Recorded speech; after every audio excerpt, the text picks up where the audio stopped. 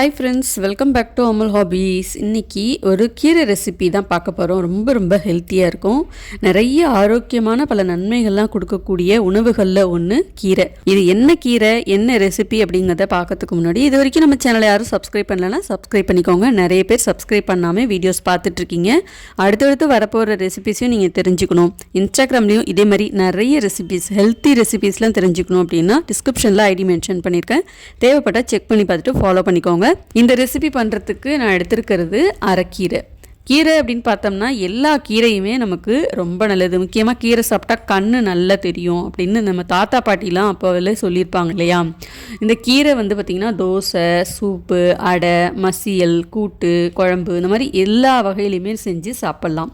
கீரை சாப்பிட்றதுனால நமக்கு உடம்புல இரத்த உற்பத்தியும் அதிகமாக இருக்கும். அதே மாதிரி இரத்தத்தோட அளவு கம்மியாக இருக்கும்போது தான் இந்த இரத்த சோகை அப்படிங்கிற ஒரு பிரச்சனை இருக்கும். உடம்பு ரொம்ப சோர்வாயிடும், ரொம்ப வெளுத்து போன மாதிரி இருக்கும். அப்படிலாம் இருக்கும்போது இயற்கையாக கிடைக்கக்கூடிய அந்த மாதிரி கீரை வகைகளை நம்ம ஏதாவது ஒரு வகைகளை உணவில் சேர்த்துக்கிறது ரொம்பவே நல்லது. இன்றைக்கி நம்ம பார்க்க போகிறது இந்த அரைக்கீரை ரெசிபி தான். அரைக்கீரையை நல்லா தண்டெல்லாம் எடுத்துட்டு பூச்சிலாம் இல்லாமல் நல்லா சுத்தம் பண்ணிவிட்டு கழுவிட்டு எடுத்துகிட்டு வந்துடலாம். இப்போ நான் சுத்தம் பண்ணி கழுவி எடுத்துகிட்டு வந்துச்சிட்டேன். இந்த கீரை ரெசிபிக்கு தேங்காவோ பருப்போ எதுவுமே சேர்க்க போகிறது கிடையாது. இப்போ கீரை கூட்டு இல்லை கீரை பொரிச்ச குழம்பு இந்த மாதிரிலாம் செய்கிறதுக்கு தேங்காய் அரைச்சி ஊற்றுவோம். அப்படி இல்லைன்னா சிறுபருப்பெல்லாம் வேக வச்சு செய்வோம். அதெல்லாம் எதுவுமே நம்ம செய்ய போகிறது கிடையாது. சின்னதாக ஒரு பொடி மட்டும் அரைச்சிக்கலாம். 1/2 ஸ்பூன் வேர்க்கடலை, 1/2 ஸ்பூன் பொட்டுக்கடலை, 1/2 ஸ்பூன் வெள்ளை எள்ளு, அப்படி இல்லைன்னா கருப்பு எள்ளு. இதை நல்லா வறுத்துட்டு வாசனை வர்ற அளவுக்கு வறுத்து பொடி பண்ணி எடுத்து வச்சுக்கலாம். இந்த மாதிரி நீங்கள் பொடி அரைச்சி வச்சிட்டிங்கன்னா உருளைக்கிழங்கு, வாழைக்காய், கோவக்காய் அந்த மாதிரி வறுவல்லாம் செய்யும்போது கூட இந்த பொடியை கொஞ்சமாக நீங்கள் தூவி விட்டிங்கன்னா நல்லா மொருவலாகவும் இருக்கும், வாசனையாகவும் இருக்கும். ட்ரை பண்ணி பாருங்கள். இப்போ ஒரு கடாய் சூடு பண்ணிவிட்டு ஒரு 3 டேபிள் ஸ்பூன் அளவுக்கு எண்ணெய் சேர்த்துட்டு எண்ணெய் காஞ்சதுக்கப்புறம் கடுகு, ஜீரகம், ஒரு கைப்பிடி அளவுக்கு பூண்டு நிறையவே சேர்த்துக்கலாம். கீரை ரெசிபிக்கெலாம் பூண்டு சேர்த்திங்கன்னா ரொம்ப நல்ல வாசனையாகவும் இருக்கும், டேஸ்ட்டாகவும் இருக்கும். பூண்டை சின்ன சின்னதாக கட் பண்ணி சேர்த்துட்டு நல்லா வதக்கிட்டு இது கூடவே சின்ன வெங்காயம் அப்படி இல்லைன்னா பெரிய வெங்காயம் நறுக்கி சேர்த்து நல்லா வதக்கிக்கோங்க. இது கூடவே ஒரு தக்காளியை இந்த மாதிரி அரைச்சிட்டு சேர்த்துக்கிறேன். தக்காளிக்கு பதிலாக நீங்கள் புளியை கரைச்சி கூட சேர்த்துக்கலாம். தக்காளி நல்லா வதக்கிட்டு ஒரு 1/2 ஸ்பூன் மஞ்சள் தூள், 1 டேபிள் ஸ்பூன் அளவுக்கு சிவப்பு மிளகாய் தூள், 1 டேபிள் ஸ்பூன் தனியாத்தூள், 1/2 டேபிள் ஸ்பூன் கரம் மசாலா தூள், 1/2 டேபிள் ஸ்பூன் காஷ்மீரி மிளகாய் தூள், தேவையான அளவுக்கு உப்பு சேர்த்துட்டு நல்லா கலந்துக்கோங்க. மசாலாலாம் உங்களுடைய தேவைக்கு தகுந்த மாதிரியும் டேஸ்ட்டுக்கு தகுந்த மாதிரியும் சேர்த்துக்கோங்க. சேர்த்ததுக்கப்புறம் மிக்ஸி ஜார்லேயே கொஞ்சமாக தண்ணி ஊற்றி கலந்து அதையும் சேர்த்துக்கோங்க. கொஞ்சம் பச்சை வாசனை போய் நல்லா கொதிக்கட்டும். மூடி வச்சு ஒரு 2 நிமிஷத்துக்கு மட்டும் நல்லா கொதிக்க வச்சுக்கலாம்.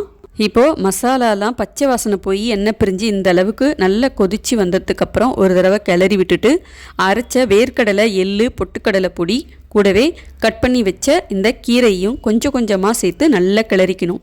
நான் எடுத்துருக்கிற அந்த வடசட்டியில் கீரையை ஒரே அளவுக்கு போட்டு நல்லா கிளற முடியாது அப்படிங்கிறதுனால கொஞ்சம் கொஞ்சமாக இந்த மாதிரி போட்டு நல்லா கிளறி விட்டு சேர்த்துக்கிறேன்.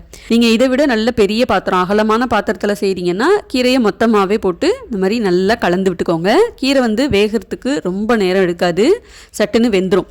எல்லாத்தையும் நல்லா கலந்து விட்டுட்டு ஒரு 1/4 டம்ளர் அளவுக்கு மட்டும் தண்ணி சேர்த்துருங்க.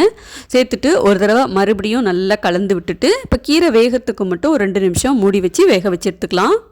இயற்கையாகவே உடம்பு ரொம்ப மெலிஞ்சவங்க, பார்க்குறதுக்கு எலும்பு தோலுமாகவே இருக்காங்க அப்படின்னு சொல்லுவாங்க இல்லையா, அவங்களுக்குலாம் இந்த மாதிரி கீரையை நல்லா கடைஞ்சிட்டு சாதத்தில் நெய் போட்டு பிசைஞ்சு சாப்பிடும்போது உடம்பு எடையும் கூடும், அதே மாதிரி நல்ல பலமாகவும் இருக்கும். கீரையில் அவ்வளோ ஊட்டச்சத்துக்கள் இருக்குது. இப்போ கீரை நல்லா வெந்துருச்சு. இதை அப்படியே நம்ம சாப்பிட்லாம், சாதத்தில் போட்டு பிசைஞ்சு சாப்பிட்லாம். இதுக்கு சின்னதாக ஒரு தாளிப்பு கொடுத்துக்கலாம். இந்த தாளிப்பு இல்லாமலும் நீங்கள் சாப்பிட்லாம். தாளிப்பு கரண்டியில் ஒரு 2 டேபிள் ஸ்பூன் எண்ணெய் சேர்த்துட்டு எண்ணெய் நல்லா சூடானதுக்கப்புறம் எடுத்து கீழே வச்சுருங்க. இப்போ அந்த கீரை சட்டி எடுத்து அடுப்பில் வச்சுருங்க. தாளிப்பு கரண்டியில் ஒரு 1/4 டேபிள் ஸ்பூன் சிவப்பு மிளகாய் தூள், 2 காஞ்ச மிளகாய் போட்டு நல்லா வதக்கிட்டு கீரையில் சேர்த்துருங்க. இந்த மாதிரி தாளித்து சாப்பிடும்போது இன்னும் நல்லா டேஸ்ட்டாக இருக்கும். அவ்வளோதான், கீரை கூட்டு சூப்பராக ரெடி ஆகிடுச்சு. இதில் பருப்பு, தேங்காய் எதுவுமே நம்ம சேர்க்கலை. இந்த கீரையை சாதத்தோட நெய் சேர்த்து சாப்பிடும்போது ரொம்ப நல்லாயிருக்கும். இந்த கீரையில் நிறைய வெள்ளை பூண்டெல்லாம் சேர்த்துருக்கிறதுனால சாதத்தோடு சேர்த்து சாப்பிடும்போது ரத்தத்தில் இருக்கிற வாயு பிரிஞ்சு நாளடைவில் வாயு பிரச்சனையும் கொஞ்சம் கொஞ்சமாக சரியாகிடும். ஸோ கீரையெல்லாம் நம்ம அடிக்கடி உணவில் சேர்த்துக்கிறது ரொம்பவே நல்லது. இந்த கீரை ரெசிபி உங்களுக்கு பிடிச்சிருக்கும்னு நம்புகிறேன். பிடிச்சிருந்தால் மறக்காமல் வீடியோக்கு ஒரு லைக் பண்ணிவிட்டு அப்படியே நம்ம சேனலையும் சப்ஸ்கிரைப் பண்ணிக்கோங்க. இன்ஸ்டாகிராம்லேயும் இதே மாதிரி நிறைய ஹெல்த்தியான ரெசிபிஸ்லாம் பார்க்கணுன்னா ஐடியை டிஸ்கிரிப்ஷனில் மென்ஷன் பண்ணியிருக்கேன். தேவைப்பட்டால் போய் பாருங்கள். பார்த்துட்டு பிடிச்சிருந்தால் ஃபாலோ பண்ணிக்கோங்க. அடுத்து வேறு ஒரு வீடியோவில் பார்க்கலாம். பாய்.